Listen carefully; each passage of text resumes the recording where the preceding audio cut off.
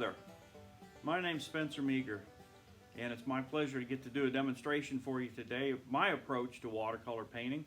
I hope that you'll enjoy it. We're going to work on a little rural scene today that actually I took the photograph for it when I was down in Louisiana at a plein air painting competition, and I actually did a nocturne version of this painting, or this scene that we're going to do today. But today we're just going to do straightforward, just early morning, daytime watercolor of it. And I hope you enjoy it. It's just at a farm road or a ranch road, working its way through a pasture, and got some trees in it and fence rows and things like that. Just something that'll allow me to show some of my various techniques, and hopefully in the end we'll come out with a good painting. So I hope you enjoy my process. Feel free to contact me if you've got any questions or anything like that. Looking forward to hearing from you. And right now I'm looking forward to getting to paint. So I'm going to switch cameras and do kind of a close-up, and I'll tell you a little bit about the equipment that I use, from the brushes to the paper to the paints and various things like that. So, all right, let's go have some fun painting. Well, you just never know what's going to happen. This is the photograph that we're going to paint from, and it's a scene takes place down in Louisiana, ranch that we stayed on during a plein air event, and I love the sunlight cutting across there. And so anyway, it's just a nice pastoral scene, and I thought it worked great for my demonstration today, and it did. Here's what I had going. Let me set this photograph off to the side. So you see what I had going here. I actually filmed, this is the second step. I filmed the first step. Everything went great. Showing you exactly what I wanted you to see. And then somehow, some way, after I dried the first initial wash and put in all these darks that you see here, the camera never kicked on, never filmed it. So guess what I get to do? I get to start from scratch again. So here it is. I'll set this off to the side where I can kind of see it as a inspiration, positive or negative. It did allow me to make just a couple of adjustments to the drawing on it. I've moved this gate over just a little closer to center from what I had before, and I've got this little notch right here that in the photograph I think helps pull the viewer's eye. You got the road pulling you through the gate, and then this little notch. And then there's going to be trees coming down here. So hopefully you'll just kind of swirl around in there.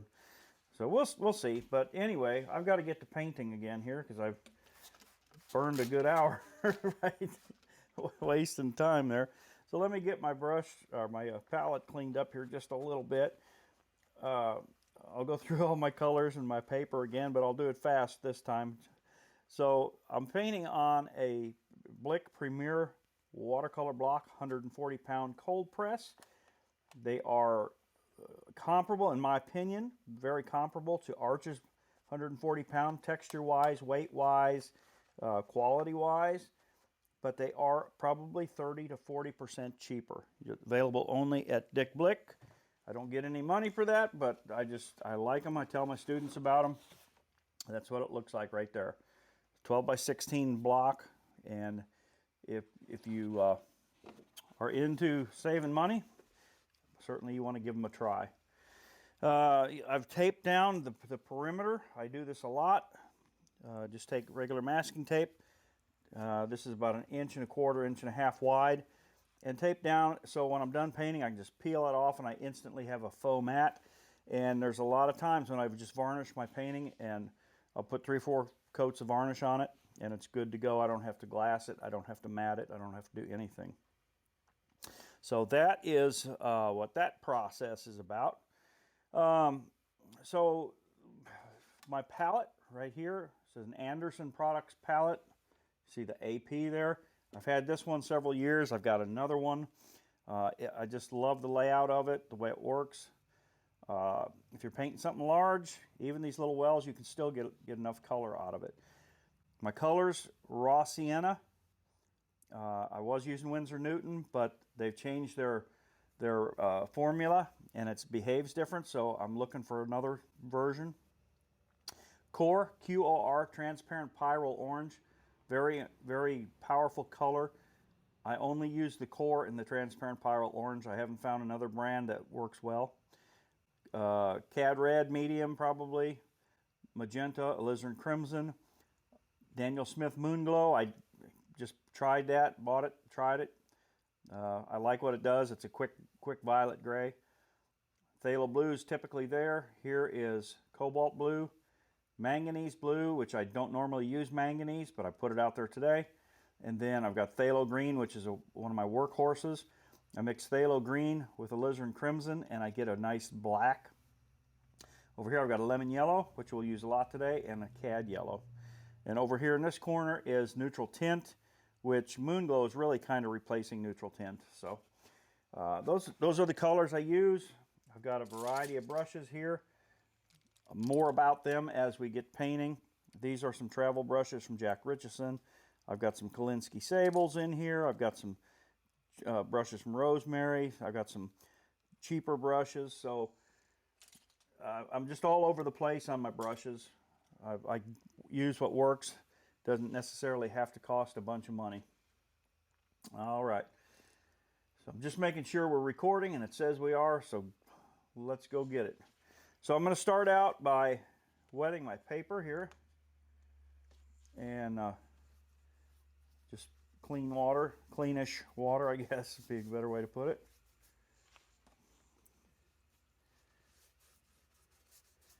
So go like that. Get a nice liberal amount of water on there. You can see the spots that I've missed. It's not really that important, but I'll hit them. As long as you've got a glare like right there, you can work all you want. You see my ring light reflecting in that. If you lose that, you don't want to go back in. I'll talk more about that in a little bit. So I'm going to start out with a nice wash in the sky, a variety of wash. I'm going to get a little bit of cobalt blue here. You can see off to the right there on the screen. I'm mixing it up. And I'm going to grab some manganese blue. Manganese got a nice cast to it. You can see what that does right there. Okay, and then I want to put a little hint of phthalo green in it. I think I put too big a hint of phthalo green, so I'm going to have to knock it down a little bit. There we go. All right. Always keep you a piece of scrap paper around. These, I got a whole stack of them right here. They're old watercolors that got cut up and thrown away. So that helps you make your mistakes there rather than on your painting. All right. I'm starting to lose a little bit of glow in here, if that's all right. Blot up the excess. By glow, I mean the paper starting to dry a little. So let's get in here and just start laying some color in there. And we all know that it dries lighter, so just keep that in mind. All right, there's that. A wash of blue. And I apologize if you hear any beating and banging in the background. There's a nursery across the road from me, and I think a semi just delivered a load of mulch or something. They're dumping it over there. All right, I'm going to grab a little bit of magenta here. There's kind of a magenta glow in the sky. So let's just put that in down here, down low, like that. And then something I like to do, it just kind of grays it down and ties colors together. I'm going to get a little bit of this raw sienna here, just a little bit, and just kind of pop that in there. It kind of glows in the sky, and it also keeps the sky from going green. Oops, there's my camera cord getting in the way. So I want you to see how that's running down. That's why you want it nice and wet. I term this just letting it paint itself. I don't know that I've really seen other artists do this. I doubt that I'm the one who figured it out, but it is very, very powerful technique. So I just keep letting those colors migrate around. And I'm holding it almost vertical, as you can see.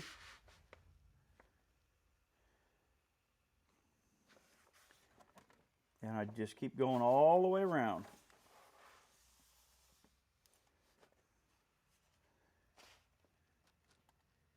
You can see those colors still flowing. And then if you put it, set that just like that. Those colors, they'll keep creeping their way down, but they'll give you a nice glow.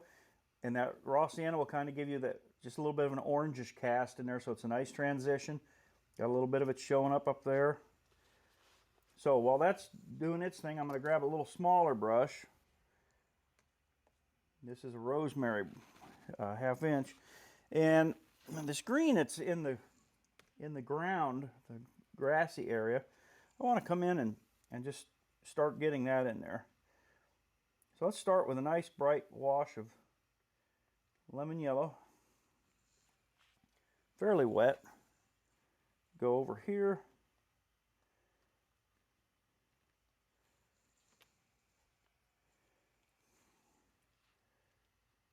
Come across. You can see how that lemon yellow displaces that magenta that's crept down in there. So we go just like that. We got a nice feel going on. And I'll take my paper towel here and blot up the extra that's puddling up down there. Blot up what's on the tape. Go all the way around just to keep that from contaminating my painting, which it will do it.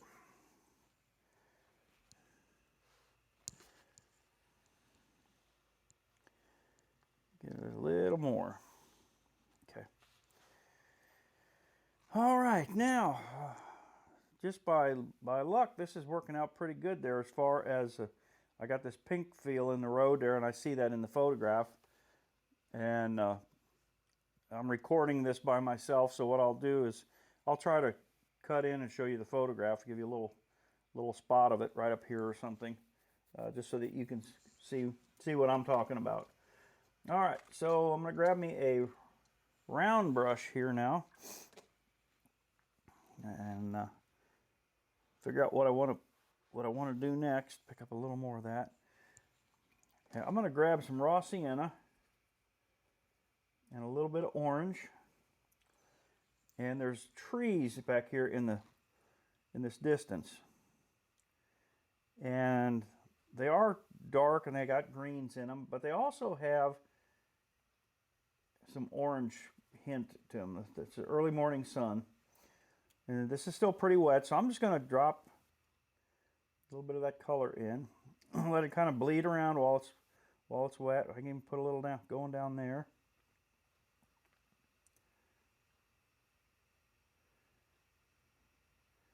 Kind of work this fast.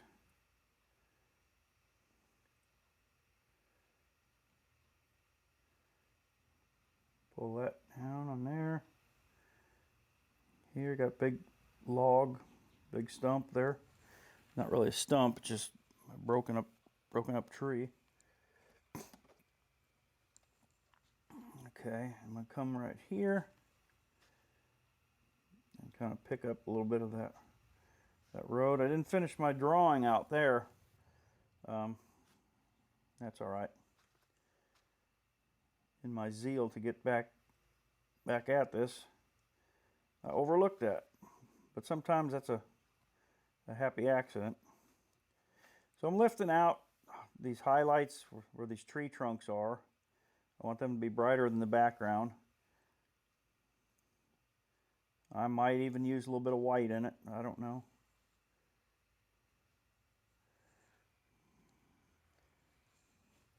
Okay, I'm going to grab a little bit of this blue that I put in the sky now. I'm going to come in here while this is still damp and put just a hint of it in a few places. Kind of get that feeling of the deeper valued grass that's there. Put a little bit over here. Blot that up. And then I want to come back here and hit this. Try to keep it out of the trees and the fence posts pretty well. It's not critical, but it'll just help it to interpret a little better. Add a little lemon yellow as I get over this way.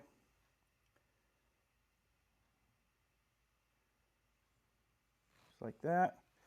So the temperature is changing in it. It's cooler blue over here because I used that sky color. And then I added yellow, and it picked up the residue of the orange.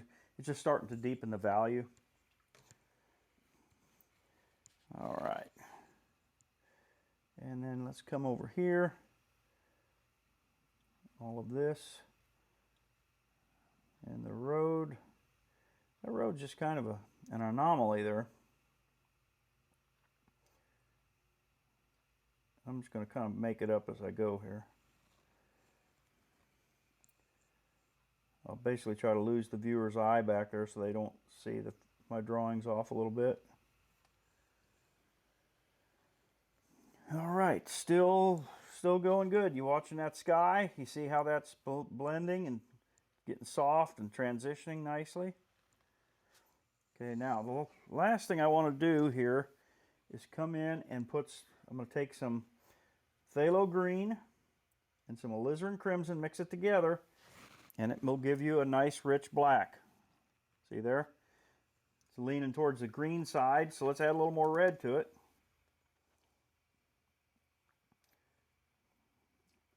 That'll make it go to the red side.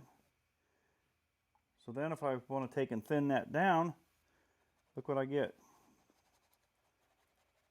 A nice variant of grays. They can be greenish, they can be reddish, kind of a violet. So it's a nice, really nice, powerful color. Right now I want to just kick it in. I'm going to get a little bit of orange too, because I see some orange going on up there. And I'm looking at see if I've lost my glow there, and I am a little bit. So I have to ask myself, do I feel lucky? Am I willing to risk it? Let's see what happens up here. Leave some of that blue popping through. Sky holes, as they call them. This is going to be the tree that's overhanging.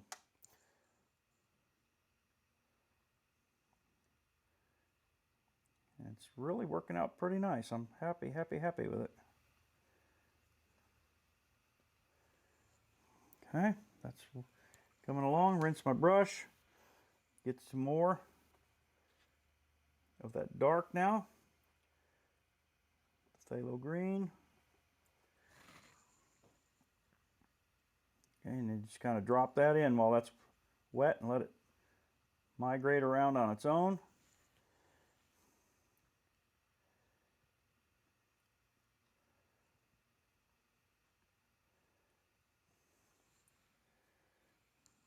Pick up some of the red, get it leaning that way.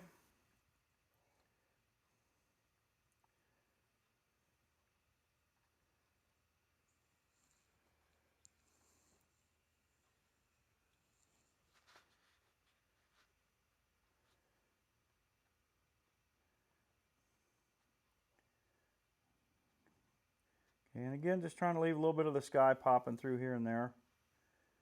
It wants to flow and do its thing, but I don't want to control it too much. Tree branches, try to keep them loose, loosey-goosey. Mix up some more. Come over here, hit this pretty hard.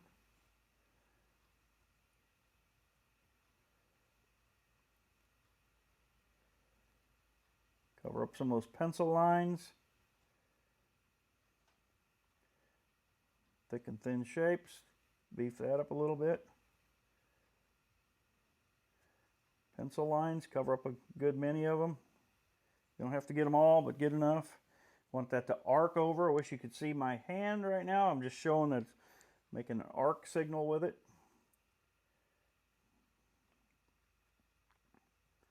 Just kind of helps frame it in and push the viewer's eye back into that area.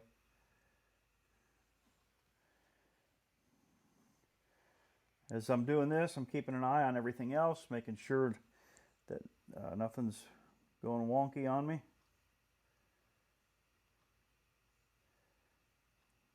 Little branch coming down, so we can extend him on down farther. There we go.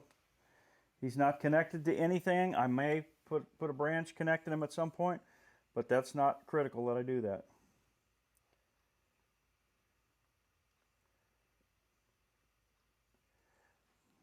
There we go.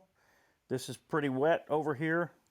This is actually staying just like I want for it too, so let me mix up a little thicker of that dark. That's alizarin crimson and phthalo green.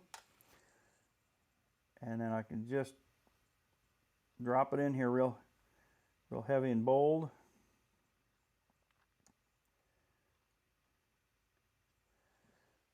Just kind of flicking that brush around, getting some movement of it in there.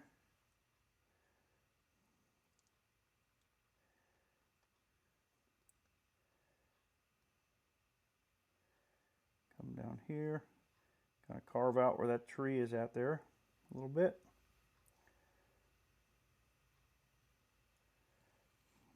Okay, that's working. Now there's some blue down there in the bottom, and I'm going to get that put in real quick. So just that alizarin crimson phthalo green mixture, I've just added some blue to it. I'm going to carry that down. Dry it up a little bit. I don't want it to bleed too much. Kind of protect the shape of that tree there that's glowing out.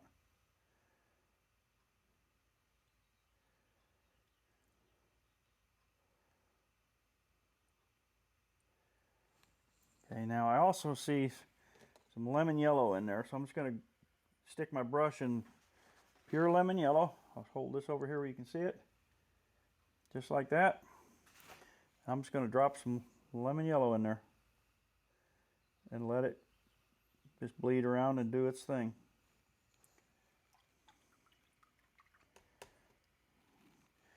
All right. Take this brush and clean that tree up there a little bit.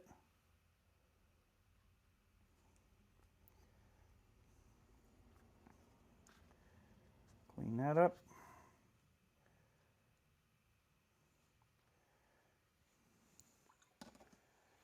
Okay, I want to bring a little bit of this dark across here now.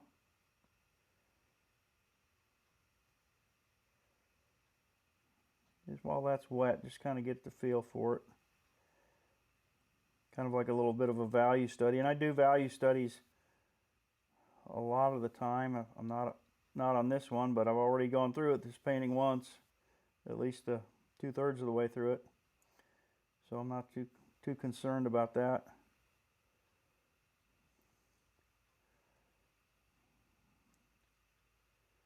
Just kind of shape these trees.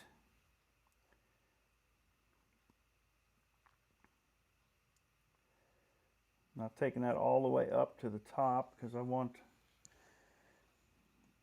that glow to be there from the orange.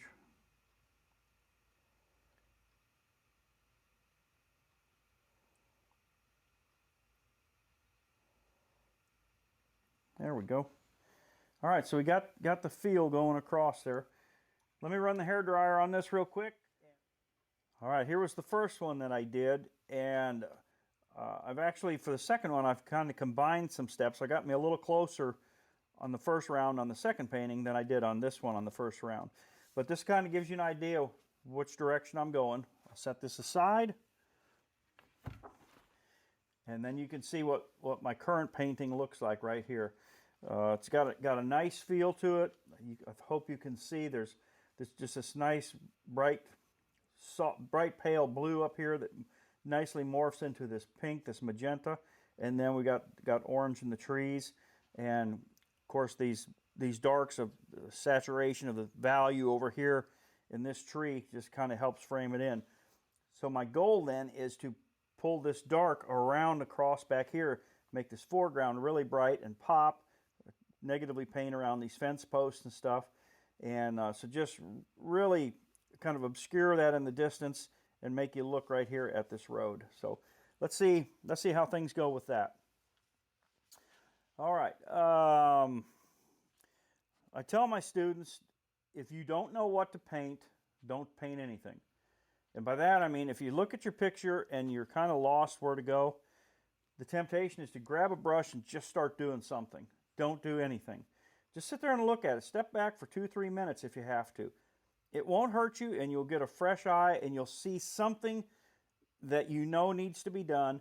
You can put that stroke in or those strokes in, and then once you get that in there, that will always lead you to the next step. So for me, I've got this in right here, and this is telling me then, okay, I need to come in and develop these values back here much deeper. So that's what I'm going to do.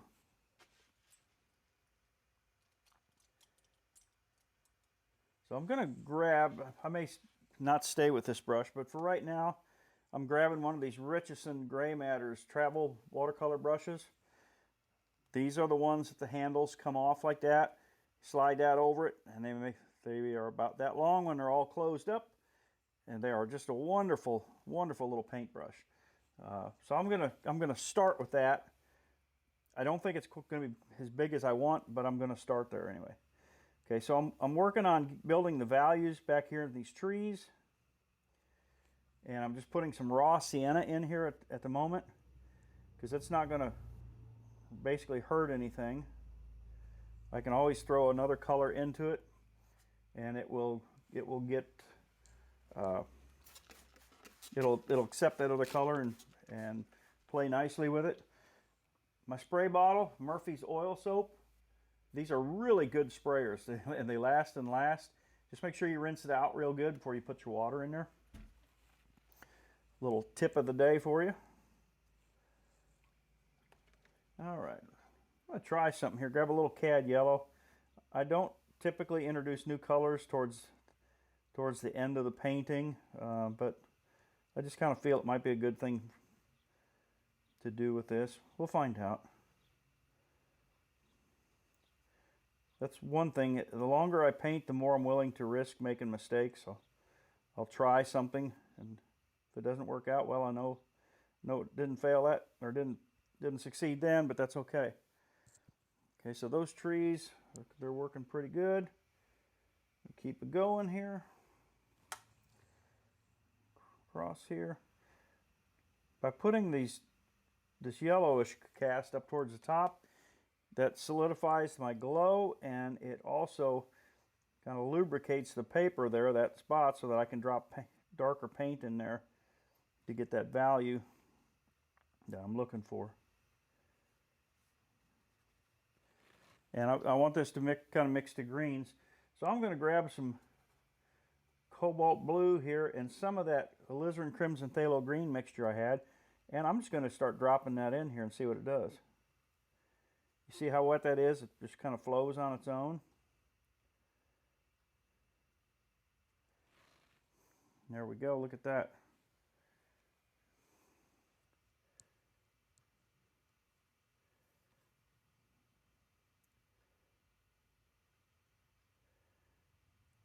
It's far better to let it do its own thing and give it an organic appearance than to force it around with the brush. So just drop the color in about where you want it. Like that.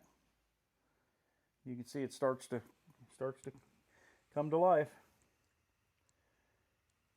Now there's portions where the green goes much farther up in the tree, so I am going to kind of capture that. I just want to get that sculpted undulation look that trees have, you know. Kind of the canopy up top, I guess. It's pretty dark right back in there. I know you can't see the photo, but again, hopefully I'll remember to insert it in the appropriate places when I comment about it. I grabbed some of this moon glow I mentioned. I don't use this a lot, but I just wanted to try it. It's a fast dark gray that's not lifeless. And so let's just pop a little bit of that in there. Again, get that deep rich dark right there. And if this is by design, this is where I want the viewer to look. That darker color back there is going to pull them in. Okay, rinse this brush. Get me some more of that orange-yellow mixture going here.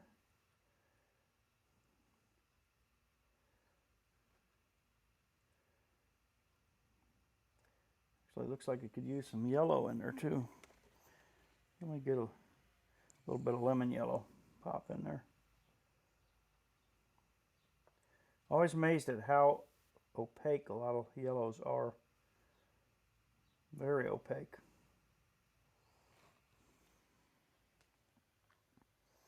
Looking nice. I hope you think it's looking nice. I do.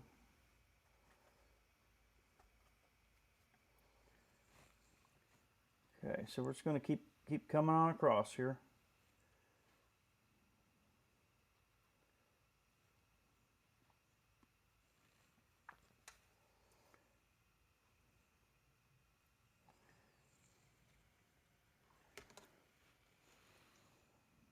Soften the tops of those trees a little bit.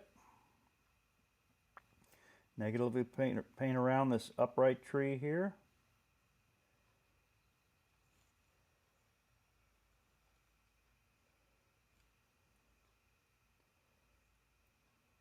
They're upright.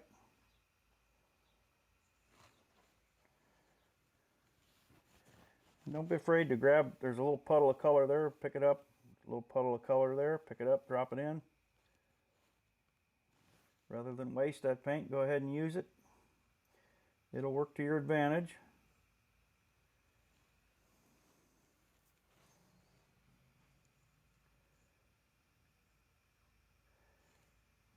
Okay, and get over here.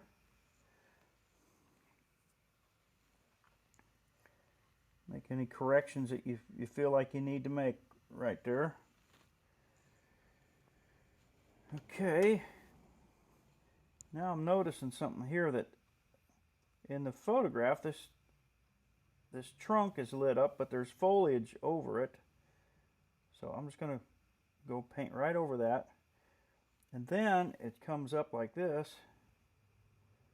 The tree trunk does.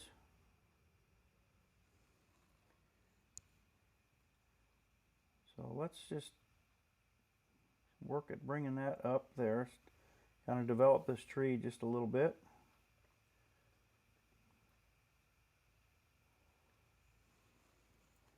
And the color I'm using here is just this raw sienna and orange. And just, it looks kind of dark right now, but it'll thin down. It's pretty moist.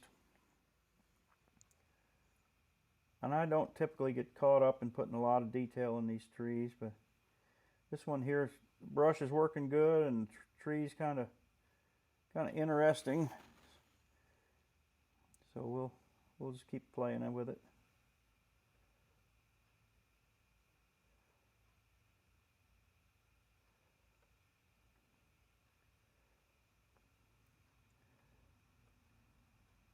Goes way up here. But again, don't get overly caught up in, you know, all the detail and everything.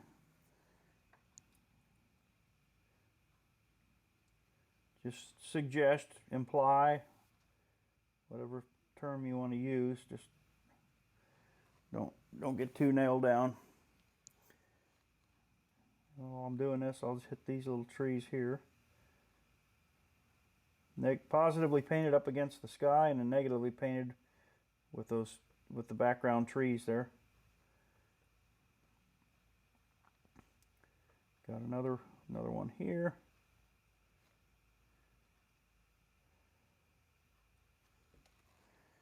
So they're kind of working pretty good.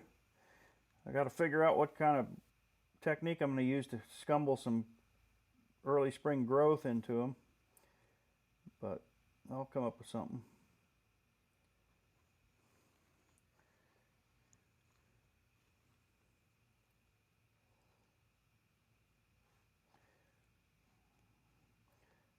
Okay, and they're lighter against the background, so I'm going to leave that alone down there. I'll get something going here with it.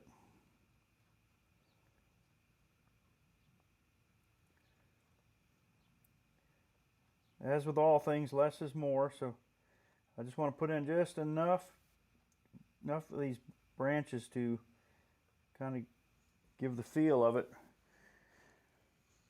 And then I want to brush in something to kind of suggest like I say, it's not a canopy really, it's just the new growth coming out for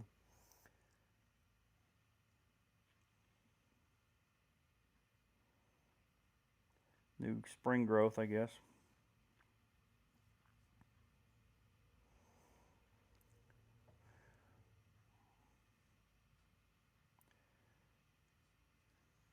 Just have fun with it. Yeah, that's working pretty good now. Okay, so let's see what I've got here brush wise. This one right here probably work well for what I want to do. So I'll try to show you, and I don't know if this is going to work, but it's just, you know, painting is problem solving. You come across stuff you've never painted before, so how do you paint it? So I'd like it to be just a little drier. You know, it's got still quite a bit of moisture in it. But I just want to come in here, and it's still not delivering the goods yet.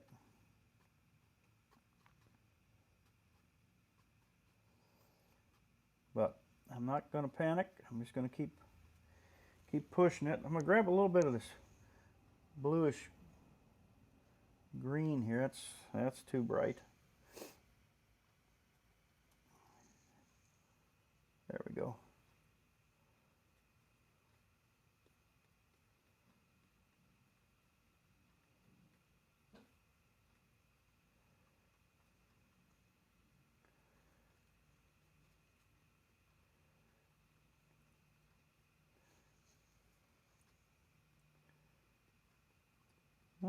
Not a lot of bright green down there this time of the year.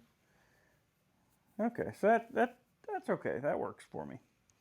All right, so now what I want to do is I need to deepen the value in the back here while maintaining a brightness, but it's got to be darker than that because I need those trees. It's got to be deeper value so these trees pop out a little more. So I'm just going to start with some lemon yellow here and gray it down just a little bit with that phthalo green, alizarin crimson, cobalt blue mix that I had earlier, if you recall that. And just come in here and see what this does for it. Remember, I'm wanting the viewer to look right here. So I need to make that deeper in value back there. Let's grab a little cad yellow, put in there, see what that does for it. Yeah, that may be better. It's all about relationships, getting your values right. I'm going to bring this down and make a little post right there. Pull that down. And then I'm going to pull this over and make a little end of the gate right there maybe. We'll see how that works.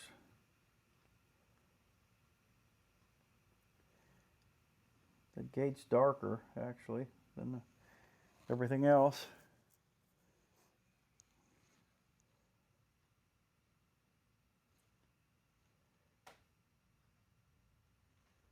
Okay, here we go. We're going to try to do something with this road back here now.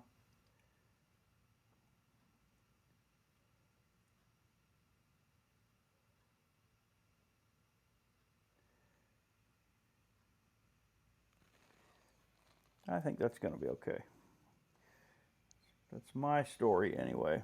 I'm sticking to it for right now. Add a little bit of yellow here.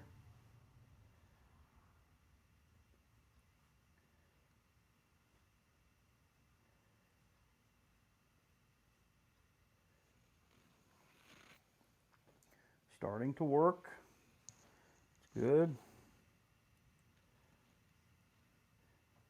Another thing that I'm learning the more years I paint is that value differences typically aren't near as strong as we try to paint them. Like this is not that much different from that right there, but yet there's the right amount of transition in it, and the difference between this and here is not that strong. So just observation is the key. Okay, that's working good. And got some mess over here, but that's okay. Still pretty wet. We'll pull that down. Okay. Now, there's a lot of blue going on in the background there, so let's take a little bit of this manganese blue here and a little bit of cobalt blue, and it's contaminated with yellow, so it kind of is a green, but I want to just drop that in there, particularly around this. See, there's another tree shape there, but now it's a cool shape, so it appears to be like it's in the shade, but it works nice. I like that.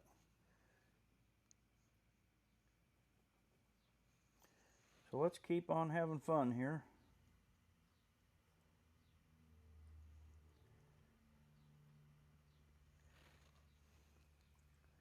As this comes over, it's starting to develop. Got them blues back there. Think big shapes. Don't get caught up in doing little noodly stuff. You will regret it. I'm gonna put another vertical shape right here. I don't know what it is, but we're gonna put something there. It may fill itself in, but if it doesn't, that's fine. Okay. Now, I want to just feather this just a little bit. I'm going to dry it, and then I'm going to come in and put some dry brush dark shadows across there. And particularly this there's a violet right across there. So I will dry this, and I'll be right back. So I want to pick up my a nice little round brush here. You can see that it's a Low Cornell number 6. And take a little bit of this blue and some cad yellow, and I'm just going to start in right down here. I need to lighten that up just a little bit. Add a little blue to it. Okay.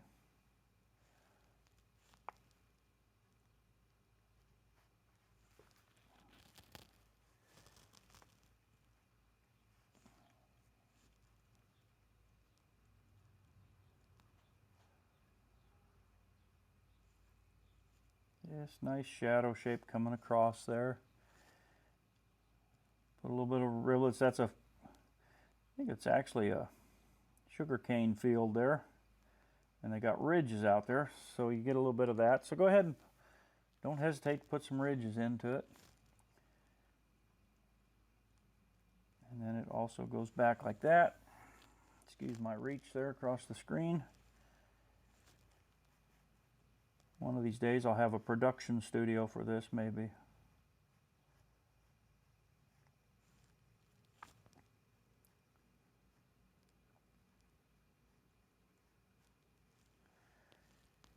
And then we get just a hint of this over here too. Not a great deal, but just a hint. That helps the road coming back to the ranch house stand out a little. A little more blue in there. A little bit of this manganese blue Make it a little more exciting.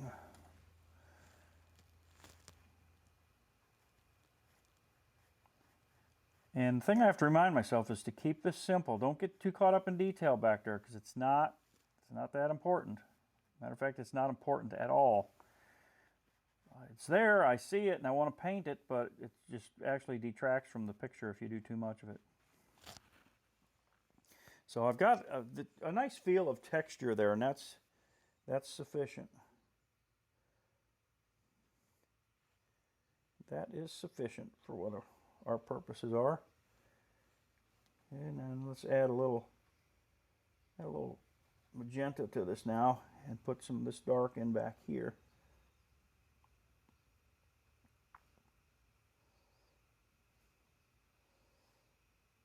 It's all about value. Get the value right, and things will come together.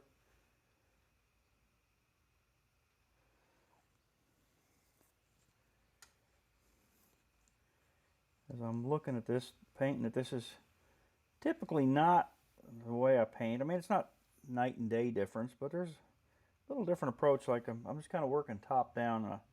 Usually I'm working all over the place, but every painting requires something different. I've discovered that. Nice shadow there.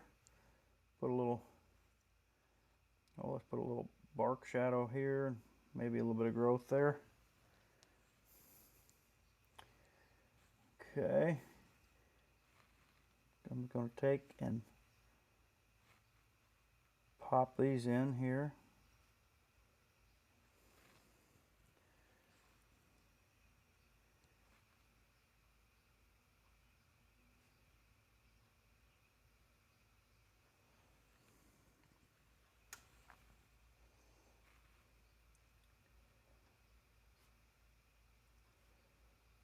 I think the number one thing is when you're painting, just to have fun. Don't get too caught up. See, and right now I'm getting too deliberate with this, so let's just make some quick strokes here. Put a stop to that silliness.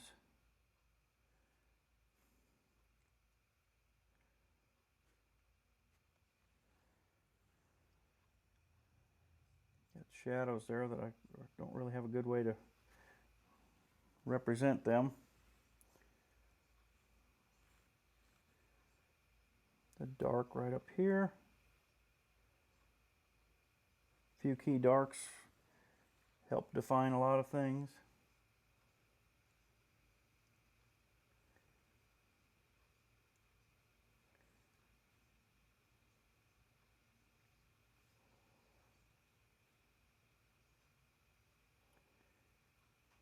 Put them in where appropriate, leave them out where unnecessary.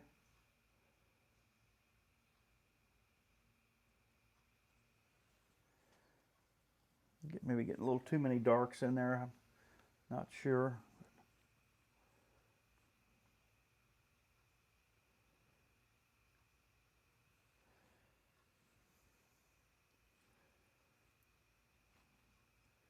Put a dark on the back side of that post there. And go over here. See what we've got.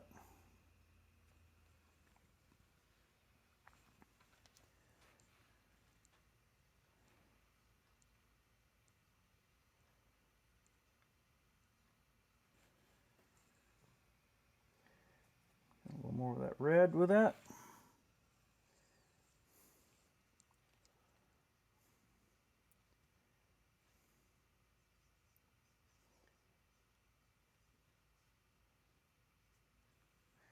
Okay, now I need to get some deeper values up in there.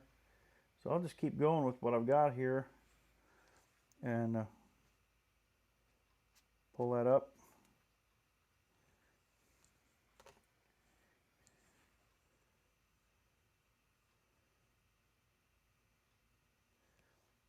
It's not faithful to the photograph, but the photograph's just a suggestion anyway.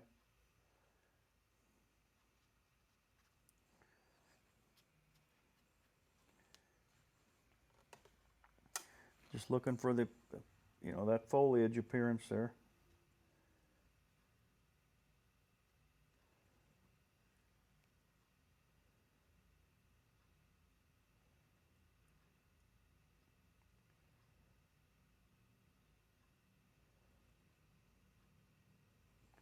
Okay, getting too carried away there.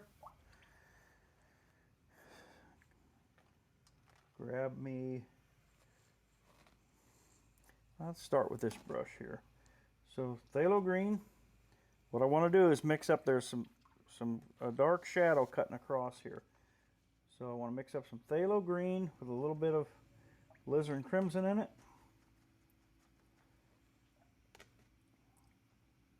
I'll throw a little bit of cad yellow into it. Check my color, see how it's working. Yeah, that's a good base for my shadow. It'll need more to it, but that's a starting point. So remember, I want to leave a strip of bright across there. That's my goal anyway.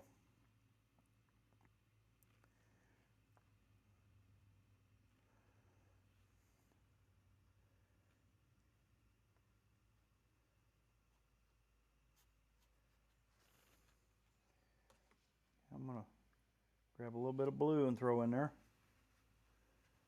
The blue will make it appear darker, and it will breathe some life into it. Plus, it's another way of injecting moisture in there so it doesn't all dry out on me.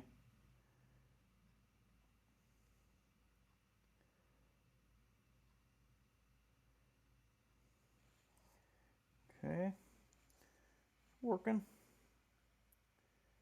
It's a working.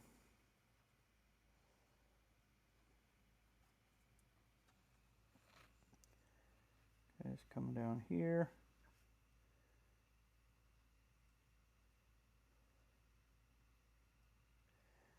The secret with this is figuring out a way to simplify it and not lose that little strip there that is the bright point of it.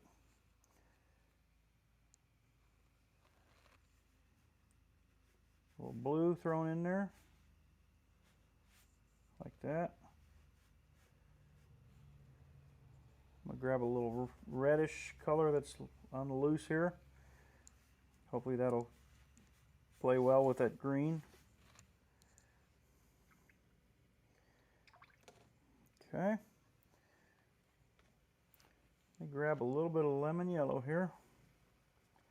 Mix it with a little bit of this manganese blue and see if I can pop that in here just to kind of brighten this up a little, just a little bit.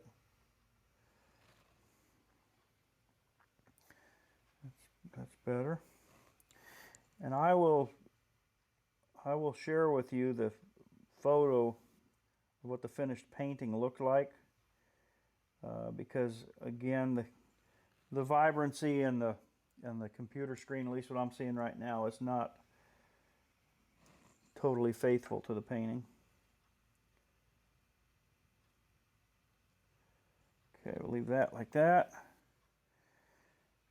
And now it looks like I need to make some adjustments here to the road, the way it's flowing.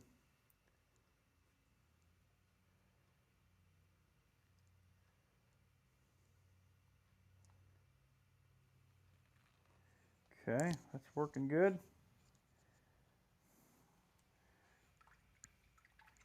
Let me dry this one more time, and then I want to come in and put a nice violet shadow across the road.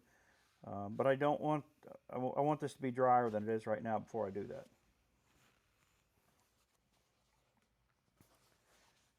And get me some nice violet mixed up here. I could use Moon Glow, but I prefer to mix my violet for this. And what I want to do is, there's little strips of light coming across here, and I want to be cautious with that I don't lose them.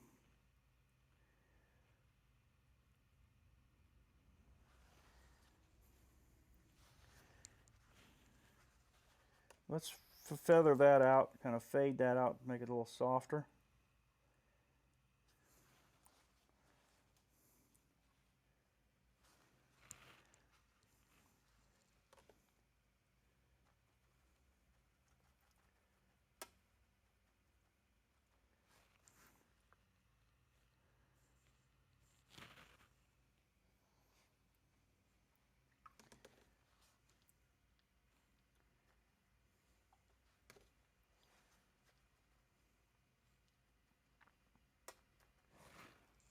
Okay.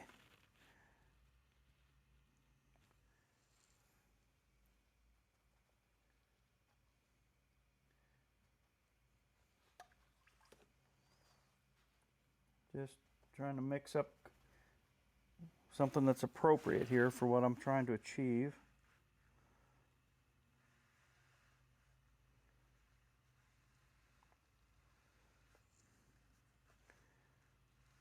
I can run that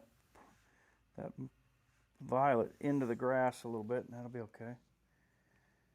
Okay, I think that's working pretty good. It's holding our eye right here. I'm going to take some of that, and I'm just going to scatter that around back in here. Kind of bring a little harmony in and increase the value back here.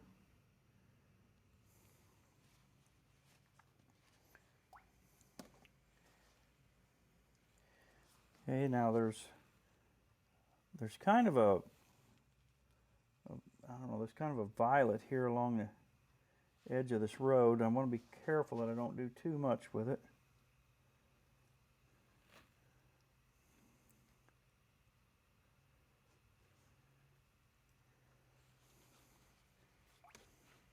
I'm going to take a little bit of orange and pop in there just to kind of brighten it up and light it up, basically, like the sunlight's hitting it. My temptation is to do more with the road than I need to do, so I'm trying not to do that. Okay.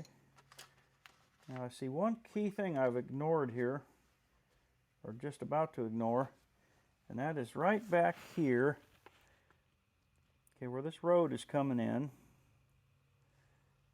I need to edge it so it stands out better, and I'll show you what else I need to do here in just a second as soon as I get this edging done.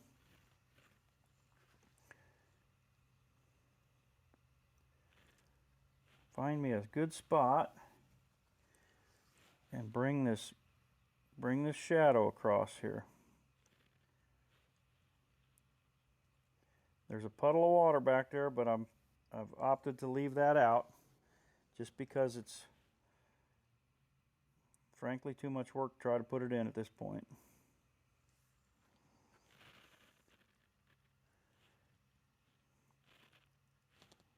And there are little shadows that are coming across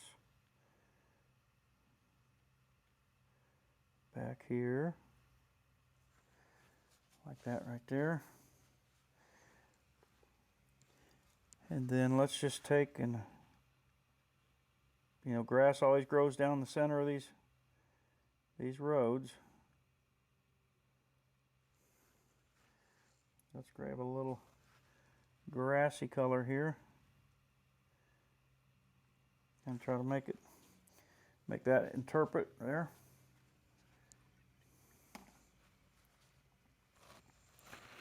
Okay, just a couple other little things out here for interest.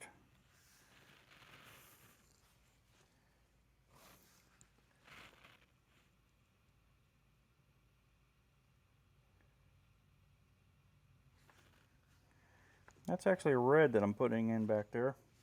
Makes it look a little darker against that green because it's on the opposite side of the color wheel. It's not really there, but it works, I think.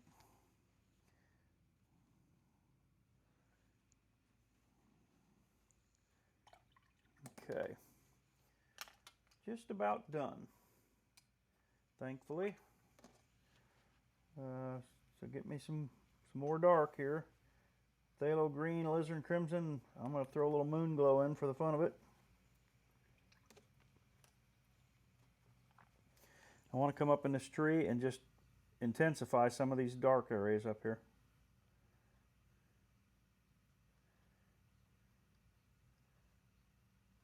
Just some big shapes is all I'm doing. Try not to obliterate anything good you've got going underneath. It's easy to do.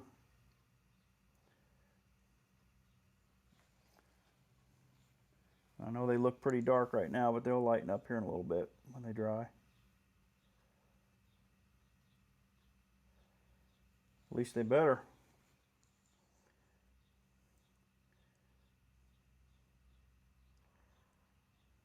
I've found that this is one of the most powerful things you can do to fix a picture that's giving you fits, is if you can bring a branch in and frame it in. A lot of times that will really empower your picture. Other thing is if you can put some power lines in, some poles. Those always add so much to it too.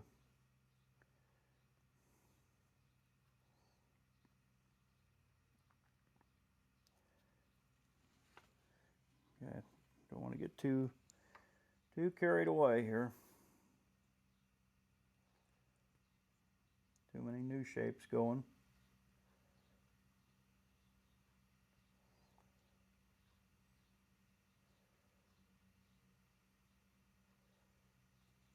Okay. Okay. Last little bit here, maybe. Now this is the dangerous part where you get grasping at straws. Trying to make this road pop out just a little bit more. It would be fun to put some of those puddles in there, but I'd have to use gouache on it now, and I don't want to do that. Okay, so let me put a couple little dark shapes up here in these trees.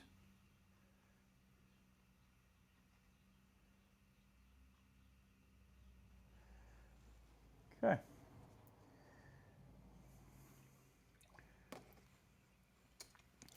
I'm going to pull this tape off.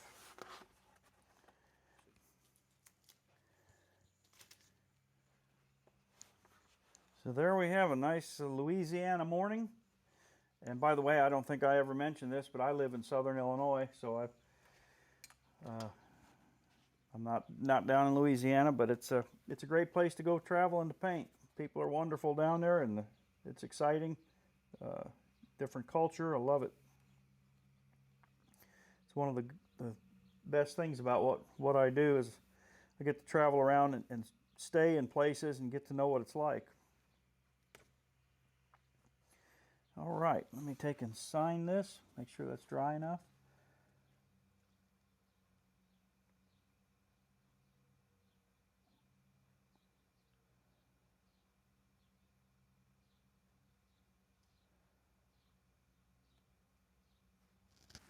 Okay, there you have it. Well, I hope you've enjoyed my painting Louisiana morning. It was a lot of fun for me, and sometimes you do have errors, like right at the beginning there I showed you where my camera didn't start filming for whatever reason. So, but that's how it goes. But anyway, it's a lot of fun. It's certainly been my pleasure to be able to demonstrate for you. Again, if you have any questions, something you'd like to know a little bit more about, whether it's one of my techniques or brushes or paper or palette, paint, whatever it might be, boy, feel free to get a hold of me. My email address, or first of all, my website is Spencer Meagher, that's SPENCER, Meagher.com. And you can email me from there, or you can just email Meagher, that's SMEAGHER 61@gmail.com, and I'll be more than happy to get back with you and answer any of your questions. So once again, I've really enjoyed it. It's been my pleasure getting to paint for you. I hope you've enjoyed it, and I look forward to seeing you down the road sometime, okay? Thanks a lot. You have a great week. Bye.